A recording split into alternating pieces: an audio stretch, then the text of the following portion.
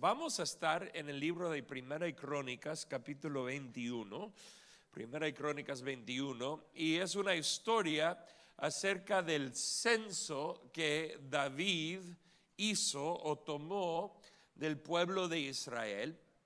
Y esta historia es una historia muy importante. Y bueno, para que sepa, yo lo he dicho en estas 2 semanas que han pasado, vuelvo a como repetir un poco, que Primera y Segunda de Reyes y Primera y Segunda de Crónicas se tratan más o menos del mismo tema o el mismo tiempo, mejor dicho, el tiempo de los reyes, David y otros después, reyes de Israel, reyes de Judá, todo eso. Aunque los 2 libros, bueno, no son 4 libros, pero Reyes y Crónica fueron escritos en tiempos diferentes. Y bueno, entonces hay unas historias repetidas, otras no. Nosotros hoy vamos a estar, como dije, en Primera y Crónicas, capítulo 21. Y hay una historia aquí muy importante que es repetida de otros libros antes, del libro de Segunda de Samuel, que habla de la vida de David, capítulo 24. Así que Segunda de Samuel 24, Primera y Crónicas 21 tienen la misma historia del censo de David, ¿ok? Y quiero hablar hoy de esto. Vamos a ponerlo en la pantalla. Quiero que todos lo lean conmigo. Nadie robará mi adoración. Mi mensaje se trata hoy de que hay una adoración que te pertenece a ti, solamente a ti y a nadie más. Que solamente tú puedes ofrecerle a Dios. Nadie la puede ofrecer en tu lugar, sino tú la tienes que dar al Señor. De eso quiero hablar. Vamos a comenzar con un par de conceptos que en sí no tienen mucho que ver con la prédica, pero son importantes en lo que es el transcurso de tiempo y nosotros caminar con el Señor y conocer su palabra son cosas importantes. Quiero comenzar en el primer versículo de 2 de Samuel capítulo 24, que dice esto: una vez más el enojo del Señor ardió contra Israel y ¿qué palabra dice ahí? Provocó que David les hiciera daño al levantar un censo. Ve y cuenta a las personas de Israel y Judá, le dijo el Señor. Les pregunta a ustedes, según este versículo, ¿quién le provocó a David a hacer el censo? Dios. Ahora, si vamos a Primera y Crónicas 21, aquí es donde voy a estar. ¿Qué es la primera palabra que dice? Satanás. Mira lo que dice: Satanás se levantó contra Israel y provocó que David hiciera un censo del pueblo de Israel. Entonces, ¿quién le provocó a David? ¿Satanás o Dios?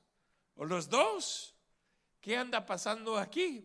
Y la razón por la cual comparto esto es porque en la sociedad en que estamos viviendo ahorita, y esto es especialmente importante para los jóvenes y adolescentes aquí, pero para todos también, es que el mundo va a venir y hablar de la Biblia y decir: mira, hay una contradicción, entonces la palabra de Dios no es verdadera.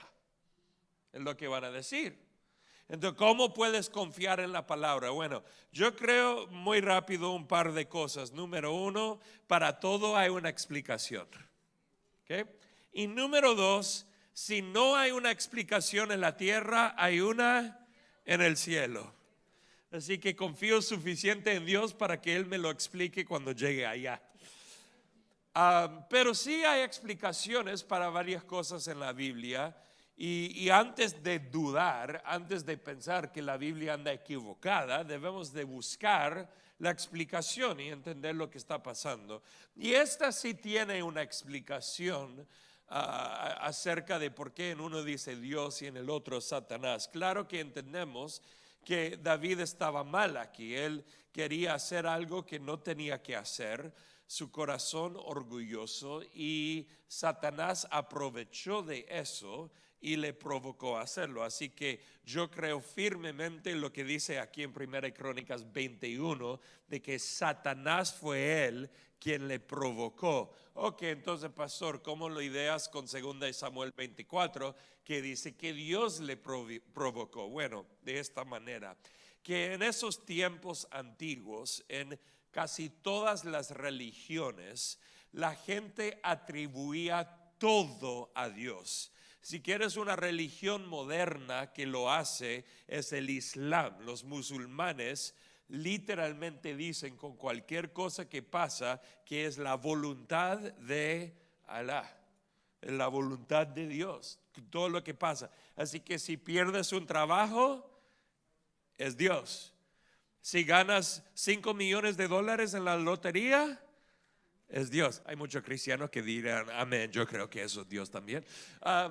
Si pierdes un hijo, es que Dios lo hizo. O sea, todo es Dios. Nosotros creemos que Dios es soberano, pero entendemos que en los tiempos antiguos, cuando todo esto fue escrito, ellos atribuían todo a Dios. Entonces, aún si el pastor Alberto comienza a maldecirme en este momento, no lo va a hacer, tranquilo, todo está bien.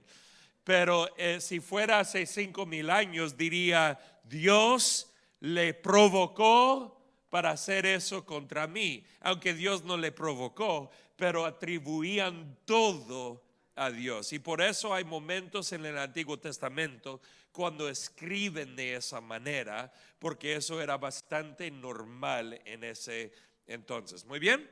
Y la segunda cosa que les quiero compartir es que Dios, y esto es muy interesante, y he estado recientemente leyendo en el libro de Éxodo, por eso lo tengo como fresco en mi mente. Dios les dijo a los reyes de Israel que tenían que tomar un censo.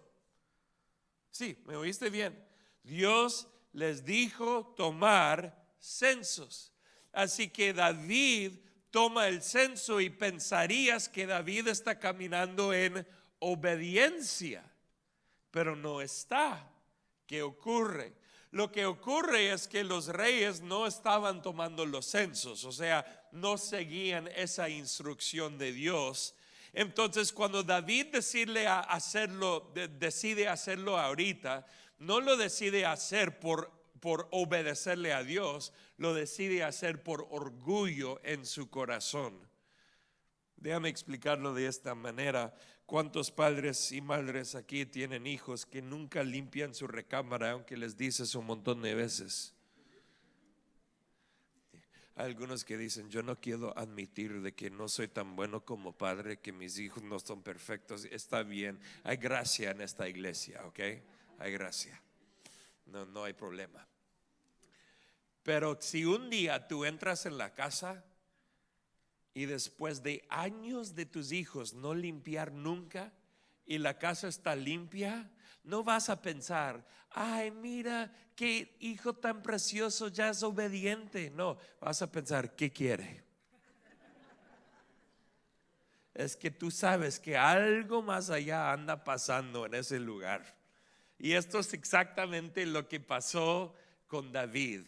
No hizo el censo porque le estaba obedeciendo a Dios, lo hizo por razón de su corazón orgulloso, y por eso tuvo que sufrir la consecuencia de esa acción. Voy a leer toda la historia aquí. Es una historia larga, pero muy buena, muy importante. Y ya cuando llegamos como a versículo 20 y algo, voy a compartir un poco más. Entonces dice esto, 1 Crónicas 21, versículo 2, dice: de modo que David les dijo a Joab y a los comandantes del ejército, hagan un censo de todo el pueblo de Israel, desde Beerseba en el sur hasta Dan en el norte, y tráiganme un informe para que yo sepa cuántos son.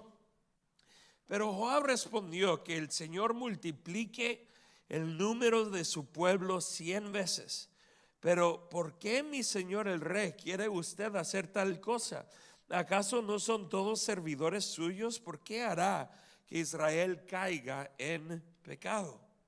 Sin embargo, el rey insistió en que levantaran el censo, así que Joab viajó por todo Israel para contar al pueblo. Luego regresó a Jerusalén y le informó a David el número de personas. Había en todo Israel 1,100,000 guerreros que podían manejar una espada y 470,000 en Judá. Pero Joab no incluyó a las tribus de Leví y Benjamín en el censo porque estaba muy afligido por lo que el rey le había ordenado hacer. Dios se disgustó mucho por el censo y castigó a Israel por haberlo levantado. Entonces David le dijo a Dios: he pecado grandemente al haber hecho el censo. Te ruego que perdones mi culpa por haber cometido esta tontería. Entonces el Señor le habló a Gad, el vidente de David, y le dio este mensaje: ve y dile a David, esto dice el Señor, te doy 3 opciones.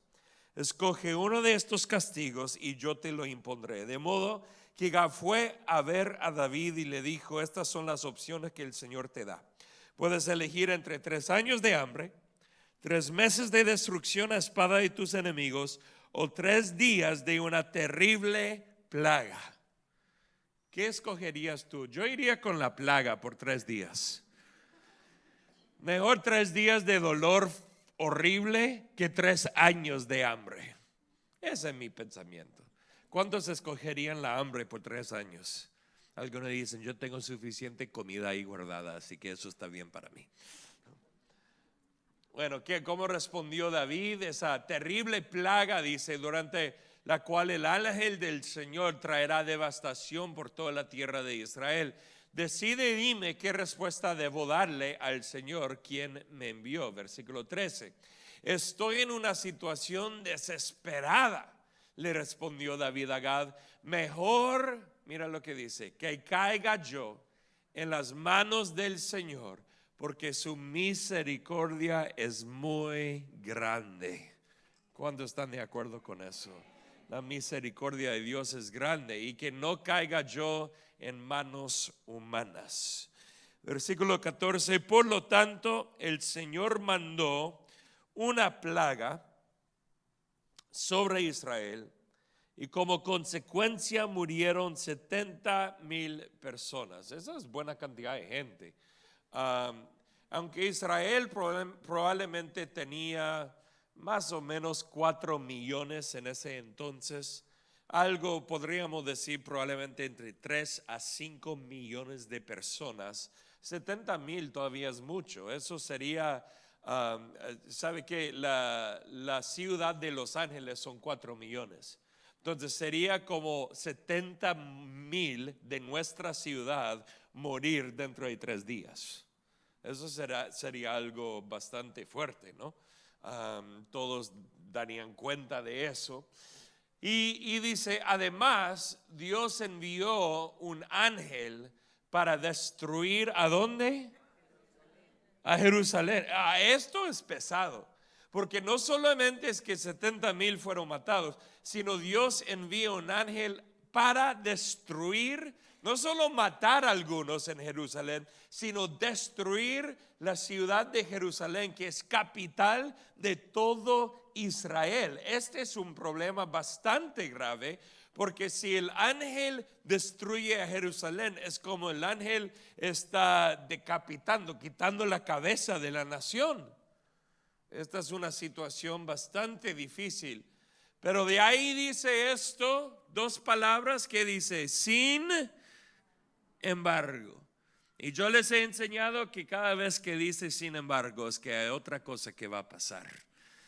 Y dice sin embargo, en el momento que el ángel se disponía a destruirla, el Señor, ¿qué dice? Desistió, paró. Grande es la misericordia de Dios. Y le dijo al ángel de la muerte, ¿qué palabra? Detente, párate, ya es suficiente. En ese momento, el ángel del Señor estaba de pie junto al campo de triar de Araúna el Jebuseo. Entonces, estaba en este lugar y lo que era muy interesante es que la tierra de campo ahí era un lugar bastante alto. O sea, en otras palabras, Araúna, él tenía la mejor vista del valle. Es como tenía la casa en la montaña por acá que cuesta como $4 millones, ¿no? O 5 millones, o sea, un buen terreno él tenía. Y dice esto acerca de David. Dice, David levantó ¿qué dice ahí? La vista, porque David no estaba ahí, él estaba hasta abajo. David levantó la vista y vio que el ángel del Señor estaba entre el cielo y la tierra con su espada, ¿qué dice? Desenvainada, extendida sobre Jerusalén. Quiero que sepan algo. Este no es, Jaime, ponte de pie. Este no es como un ángel como Jaime que tiene su espada, porque David dice, él levantó ¿la qué? Ya, o sea, la ciudad de Jerusalén es bastante grande, no es pequeña, yo he ido ahí. Y no es que de repente David está en un lugar y se levanta la vista y mira a alguien del tamaño de Jaime ahí arriba en otro lugar. No, muchas gracias, con una espada de 2 o 3 pies. No, porque ¿qué dice aquí? Él levanta la vista y el ángel está ¿dónde? Entre el cielo y la tierra. Este es un ángel inmenso que David está mirando. Y dice esto también, que la espada estaba desenvainada, pero extendida ¿dónde? Sobre Jerusalén. Sobre, arriba de. Este es un ángel impresionante. Imagínate si eres David y levantas la vista y ves un ángel o sea, así, de repente, en algún lugar. Esta es una locura. Totalmente una locura. Entonces dice esto, David y los líderes de Israel se pusieron tela áspera en señal de su profunda angustia y cayeron rostro en tierra. Y David le dijo esto a Dios, soy yo, dilo conmigo, soy yo. Él dice, soy yo quien pidió el censo, soy yo el que pecó e hizo el mal, pero estas personas son tan inocentes como ovejas. Que han hecho? Oh Señor mi Dios, él dice, que tu enojo caiga sobre mí y mi familia, pero no destruyas a tu pueblo. Entonces dice en versículo 18, entonces el ángel del Señor le dijo a Gad que diera instrucciones a David para que subiera y edificara un altar al Señor en el campo de triar de Araúna, el Jebuseo. Así que David subió para hacer lo que el Señor le había ordenado por medio de Gad. Mientras Araúna triaba el trigo, miró hacia atrás y vio que el ángel que estaba a la par de su campo. Los 4 hijos de Araúna que estaban con él huyeron y se escondieron. Cuando Araúna vio que se acercaba David, salió del campo de triar y se inclinó ante David, rostro en tierra. Entonces, aquí tenemos una instrucción dada a David, que él tiene que ir y hacer un sacrificio aquí para parar lo que está por pasar, porque claro, nosotros sabemos que la misericordia de Dios es grande, amén, y que él había dicho al ángel, detente, para, ya es suficiente. Pero David sabía eso, no. Entonces él recibe palabra de Dios que él tiene que ir a este lugar para ofrecer un sacrificio. Tiene que acercarse al ángel de la muerte. Podemos ver que los 4 hijos de Araúna, que hacen, se van y se esconden. Pero David, ¿qué tiene que hacer? Se tiene que acercar al ángel de la muerte. Dilo conmigo: acercar al ángel de la muerte. Esto es importante. Entonces, David, versículo 22, le dijo a Araúna: permíteme comprarte este campo de triar por el precio total. Dilo conmigo: precio total. Entonces él dice: mira, lo que sea que cuesta esta propiedad, la quiero comprar. Y esto es muy interesante para que sepan, porque afuera de Jerusalén, las reglas y leyes de Dios decían que si alguien vendió su propiedad, esa persona recibía su propiedad de vuelta cada 50 años. Era el año de jubileo, y ese año lo recibían de vuelta. Así que cuando alguien compraba una propiedad, el valor de la propiedad dependía de cuántos años más eran que faltaban para llegar al año de jubileo. O sea, si faltaban 49 años más, el valor de la propiedad era muy alto. Pero si solo faltaba un año más para llegar al año de jubileo, el valor de la propiedad era muy pequeño. Pero cuando vendían propiedades en la ciudad, en las ciudades era diferente. En las ciudades, una persona simplemente la compraba y la podía tener en su posesión para siempre. No estaba con la misma regla de las propiedades en los campos, y esto es muy importante. Entonces David entiende que si él va a comprar la propiedad, es que la está comprando ¿para qué? ¿Para unos años? No, la está comprando para siempre. Va a ser de él para siempre. Y esto es bien importante. Entonces él dice: quiero comprar el campo por el precio total. Dilo conmigo una vez más: precio total. Y él dice: así podré edificar ahí un altar al Señor para que detenga la plaga.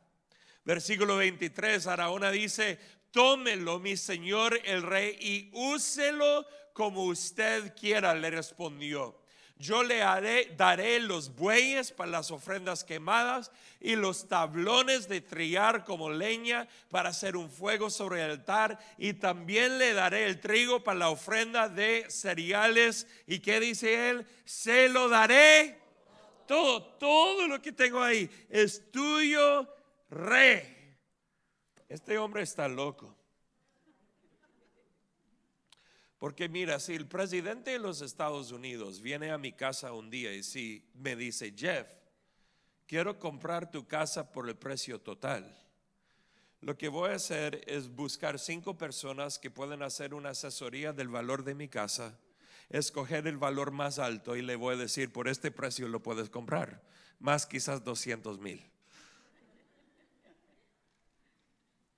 Jamás diría: presidente, sí, aquí está mi casa, que lo tengas gratis y todo lo que tengo es para ti. Nunca haría eso. Y tampoco ustedes. Nadie aquí haría eso. Pero aquí está este Araúna y dice: mira, todo lo que tengo te lo doy, David, tú lo puedes tener. Pero David respondió de una manera muy interesante. Él dice esto: no, insisto en comprarlo por el ¿qué? Precio total. No tomaré lo que es tuyo para dárselo al Señor. No tomaré lo que es tuyo para yo dárselo al Señor, porque es tuyo. Si es tuyo, no es mío. Y si no es mío, no es una ofrenda de mi parte a Dios. Y él dice, la segunda parte aquí, todos leen conmigo, que dice: no presentaré ofrendas quemadas que no me hayan costado nada. Si un sacrificio no tiene sacrificio, no es un sacrificio. ¿Correcto? Para que un sacrificio sea un sacrificio, requiere que haya sacrificio. Cuando los padres dan los 25 centavos, pues eso era hace 30 años, a su niño en la iglesia para los diezmos y ofrendas. Ahora es como $5, ¿no? Inflación. Pero cuando dan el dólar, lo que sea, a su hijo para los diezmos y ofrendas, ¿ese es sacrificio del hijo? No, del padre. Ahora, ¿está bien hacerlo? Claro, porque le estás entrenando, no hay problema. Pero entendemos que el sacrificio no es del hijo en ese momento, es del padre. Pero hay un momento cuando hay un cambio y ese hijo, ya con más años, agarra su primer trabajo y comienza a ganar dinero. Y ya los diezmos tienen que venir de él y no de $1 de los padres. O sea, hay un momento en que llegamos a nuestras vidas cuando la adoración de nosotros tiene que ser la nuestra o la mía y no de otra persona. Hay muchos jóvenes, adolescentes, algunos niños aquí. Hay un momento cuando ustedes van a tener que tomar la decisión para ustedes mismos si desean seguir a Cristo. Y yo sé, puede ser que por un tiempo algunos de los jóvenes que dicen, yo solo vengo a la iglesia porque mis padres me traen a la fuerza. Bueno, primero, ¿cómo lo digo? Iba a decir entiendo tu dolor, pero realmente no, porque siempre disfrutaba de venir a la iglesia, la realidad. Pero en todos mis años de ser pastor de jóvenes, pastor de una iglesia, he hablado con muchos jóvenes que vienen a la fuerza y entiendo eso completamente. Y voy a decir algo a los padres aquí. ¿Padres están listos? Sigue forzándolos. ¿Ok? ¿Sí? Hay unos padres que se ponen como, no, pero ¿cómo los voy a forzar a venir a la iglesia? Los llevas a la fuerza a la escuela, donde son indoctrinados en las cosas del mundo. Entonces, ¿por qué no forzarlos a venir al lugar donde sus vidas van a ser cambiados y transformados? ¿Ya? Ahí estaban los jóvenes esperando que yo no dijera algo así. Lo siento, les amo a todos, ok, les amo, de verdad. Pero hay un momento, padres, aunque tú hagas todo lo posible, cuando el hijo tiene que tomar su propia decisión. Y cuando pasa ese momento es algo maravilloso cuando sucede. Esto pasó hoy, después del primer servicio, yo salí por esas puertas. Antes de la conclusión del servicio, de vez en cuando yo salgo un poco temprano para saludar a gente en diferentes lugares, y un padre salió por ese lado y me dijo de su hija de 12 años que estaba con él, y dijo, hoy mi hija decidió entregar su vida al Señor. Wow. Yo estaba tan feliz al oír eso, y le pregunté a la hija, mira, ¿tomaste la decisión por fuerza de tu papá? Porque eso no está bien.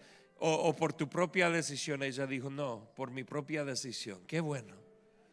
Y ahí prediqué en el segundo servicio, y viene un papá, mamá y un hijo para recibir oración. Oré por ellos, y después de orar el papá me dice, mi otro hijo en camino a la iglesia me dijo hoy, sin yo decirle nada, que él quiere ser bautizado. Y dije, wow, fantástico.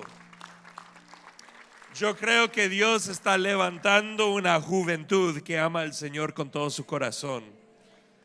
Pero seguimos con el punto aquí de que la adoración tiene que ser tuya y no de otra persona. Porque esto, para que sepan, padres, adultos, ancianos, no se trata solamente de jóvenes, se trata de todos. Porque la realidad es que tú puedes llegar aquí el domingo y escuchar una prédica increíble, y amén, yo creo que son increíbles. Y tú puedes estar con un tiempo de alabanza impresionante dirigido por nuestro equipo, pero les quiero decir que esa es mi ofrenda, no es la tuya. El equipo de alabanza que toma tiempo para ensayar y practicar, esa es ofrenda de ellos. Pero tu ofrenda sí es el domingo, pero no solamente el domingo. No, lo que tú tienes que ofrecerle a Dios, la adoración que Él merece de ti, es el lunes, y es el martes, y es el miércoles, y el jueves, y el viernes, y el sábado, y todos los días. ¿Qué harás, queridos, cuando tú no tienes el equipo de alabanza en vivo para adorar? Algunos van a decir, pues abro Spotify o YouTube y escucho las canciones ahí. Pero sabe que hace 70 años atrás no había ni Netflix, ni Spotify, ni YouTube. No habían las canciones digitales o en disco o en cassette o en nada de eso. Por toda la historia humana, si un señor estaba caminando con su vaca en el campo y quería adorar, no tenía un equipo de alabanza en YouTube para escuchar. No. Algo tenía que levantarse del corazón de esa persona. No algo dado por alguien más, no algo establecido o trabajado por alguien más, sino una adoración que venía de lo más profundo del ser de la persona. Y eso es lo que Dios quiere de nosotros. No robes la adoración de alguien más, que haya algo genuino en tu vida ofrecido al Señor. Así que David le dio para unas 600 piezas de oro en pago por el campo de trillar. Para que sepan, esas 600 piezas de oro son 15 libras de oro. Yo busqué el precio de oro anoche y el valor total de 15 libras de oro es $445,200. Y algunos van a pensar, pastor, eso no es nada. Miren los precios de las casas hoy en Los Ángeles. Queridos, en 1994, cuando mi familia movió del norte de California aquí a Los Ángeles, después de unos años afuera de Los Ángeles, el precio de las casas estaban en 100,000, menos que 100,000. O sea, este es el precio, 445,000, hace miles de años atrás. Si añades la inflación de miles de años, este precio hoy en día sería múltiples docenas de millones de dólares. Es que esta propiedad costaba mucho dinero. Si ponemos todo el dinero de nosotros juntos para ser aprobados por un préstamo, ni creo que tendríamos suficiente para comprar esta propiedad. Es que tenía un valor inmenso. Y hay dos clases de sacrificios. Dilo conmigo, 2 sacrificios. Escucha esto. Ahí David edificó un altar al Señor y sacrificó primero ofrendas quemadas y segundo ofrendas de paz. Dilo conmigo. Primero ofrendas quemadas, segundo ofrendas de paz. Y quiero que sepan, y yo voy a volver a repetir algo aquí que digo demasiadas veces y no voy a parar de repetirlo porque hay que escucharlo y afirmarlo continuamente. ¿Qué es esto? Que cuando David hace la ofrenda quemada, esa es una ofrenda por su pecado. Dilo conmigo, pecado. Y esa ofrenda es para parar lo que el ángel de muerte iba a hacer. Él estaba en la línea de la tierra y el cielo, en la línea de la vida y la muerte. Y el sacrificio, que era la ofrenda quemada, era lo necesario para parar la muerte. Y de la misma manera, porque él tuvo que pagar ¿qué? El precio total. Dilo conmigo otra vez: precio total. Dios siempre requiere el precio total. Él no acepta un descuento. Él no es un Dios de 50%, de 99%. Él requiere 100%. Pero tú y yo tenemos a un Dios llamado Jesús, que vino y Él pagó el precio total por ti y por mí. En el lugar de la muerte, Él pagó el precio, y por eso tú y yo tenemos la vida en Cristo Jesús. Amén. Entonces la pregunta: si Jesús ya pagó el precio, ¿tú tienes que sacrificar algo? Y la respuesta es sí.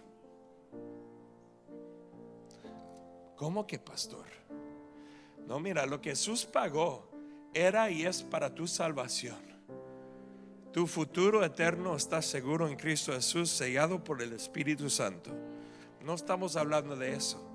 Pero ustedes lo leyeron, habían dos sacrificios. El primero, la ofrenda quemada, es para los pecados. Eso es lo que Jesús hizo. Pero la segunda se llama la ofrenda de paz. Y la ofrenda de paz en el Antiguo Testamento era una ofrenda de gratitud. No una ofrenda dada a Dios para Dios hacer algo, sino ofrenda dada a Dios diciendo: ya has hecho algo y yo estoy tan lleno de gratitud, Señor, de que yo de mi corazón quiero ofrecerte esto porque tú lo mereces. Esa es la ofrenda de paz. Cuando David oró, mira esto, el Señor le contestó enviando fuego desde el cielo para quemar la ofrenda sobre el altar. Luego el Señor le habló al ángel, quien envainó la espada. Cuando David vio que el Señor había contestado su oración, se fue a la casa a dormir.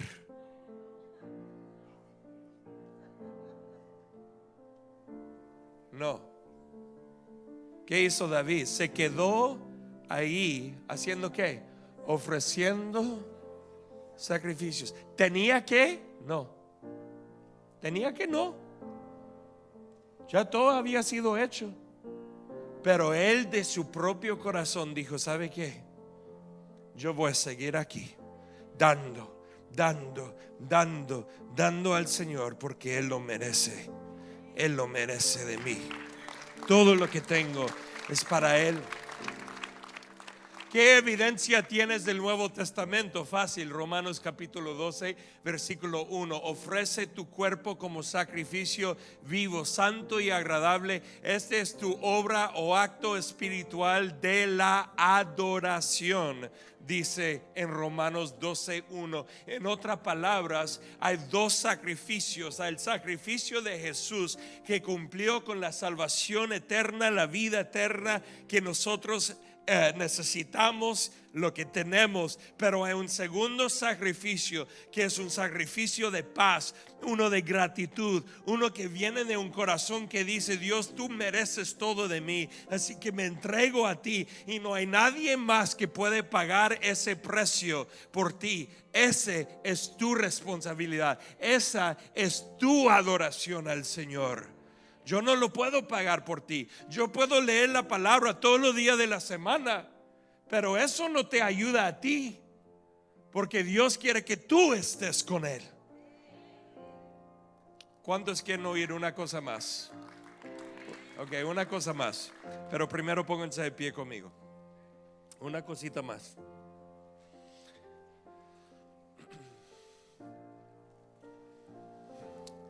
Entonces, en este campo de triar, David ofreció 2 sacrificios. El primero, que fue el sacrificio para el pecado, el que simbólicamente es lo que Cristo ha hecho por nosotros.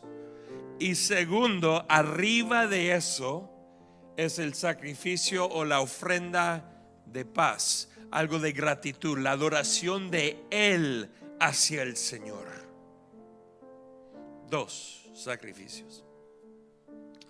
Un tiempo después, David murió y Salomón tomó el reino. Y era el trabajo de Salomón construir el templo del Señor. ¿Quieres saber algo muy interesante? ¿Dónde es que Salomón construyó el templo? En el campo de triar de Araúna. En el lugar de sacrificio es donde el templo fue construido. Porque tu sacrificio es el lugar de tu adoración. Alguien escúchame aquí. Esto es muy importante, porque los dos están conectados. Por eso dice lo que dice en Romanos 12:1. Porque cuando me ofrezco al Señor completamente, esa es mi adoración a Él. El sacrificio es mi adoración. Entonces, ¿cómo es que esto pasa en tu vida? Mira esto.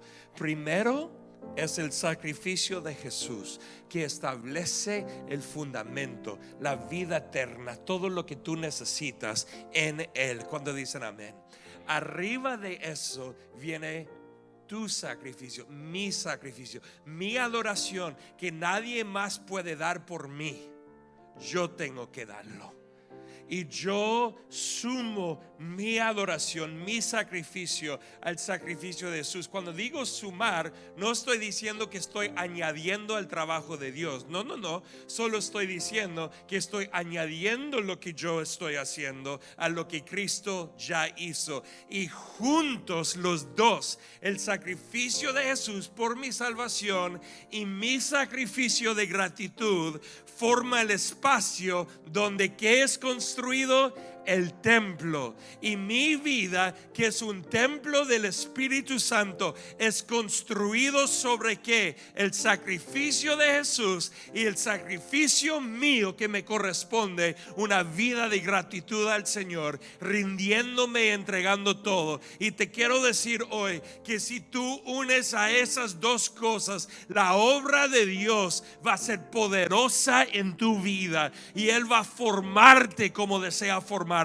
Él va a transformarte como te desea transformar. Si simplemente dices: Señor, acepto lo que tú hiciste y ahora me rindo todo a ti, mi vida es tuya. Y esa obra de adoración va a transformar tu vida.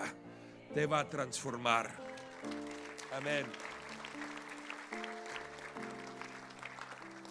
Entonces con eso oramos. Señor, oh Señor Jesús, estamos tan agradecidos por ti, por tu bondad, por todo lo que tú haces en nosotros. Y hoy reconocemos que no hay nadie más que puede dar la adoración que tú mereces de nosotros. Nosotros tenemos que darte esa adoración. Entonces hoy, Señor, ese es nuestro deseo.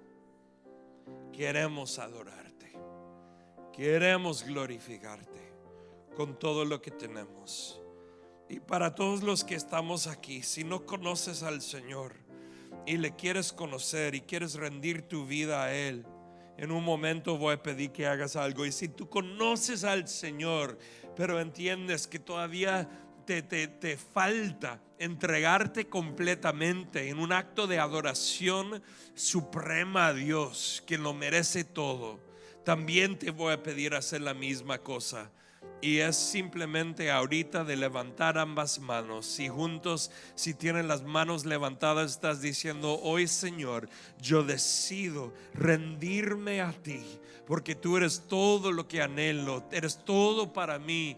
y tú mereces todo de mí. Y Señor, con todas estas manos levantadas, son personas que están diciendo y reconociendo que nadie más puede darles la adoración, sino que ellos tienen su propia responsabilidad. Así que hoy, Señor Jesús, yo te pido que tú los bendigas grandemente, que transformes sus corazones, que ellos comiencen a caminar contigo de una manera diferente, que tú, por tu gran amor y misericordia y tu gracia, transforme sus corazones para que sean corazones llenos de gratitud, llenos de la paz de Dios, listos para entregarse todo a ti, Señor Jesús. Hoy, con estas manos levantadas, es símbolo, es señal de que nuestras vidas son tuyas. Toma nuestras vidas y haz con nosotros lo que tú deseas hacer, en el nombre del Señor Jesús. Amén y amén. Damos un fuerte aplauso a Él.